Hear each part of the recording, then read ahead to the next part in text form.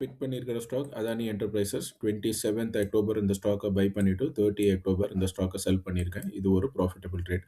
இந்த ட்ரேடை நான் பிக் பண்ணிட்டு ரீசன் இங்கே நான் சர்க்கிள்ஸில் டேர்னிங் பாயிண்ட்னு போட்டிருக்கேன். அதாவது எப்பெல்லாம் ப்ரைஸ் இந்த சர்க்கிள்குள்ளே வந்திருக்கோ அப்போல்லாம் ஒரு டேர்ன் எடுத்து மேலே போயிடுச்சு. ஸோ இந்த இடத்துல ஒரு 4% மேலே போயிருக்கு.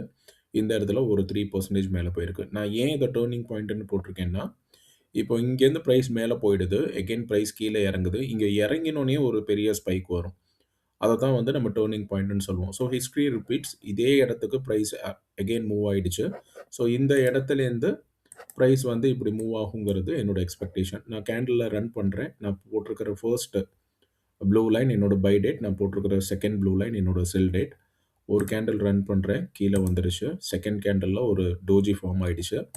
தேர்ட் கேண்டில்ல ஒரு ஸ்பைக் வந்துருச்சு. ஸோ இந்த ஸ்பைக் எனக்கு போதுமானது. இந்த ஸ்பைக்கை பார்த்தா ஒரு இன்வெர்டர் ஹேமர் மாதிரி இருக்கு.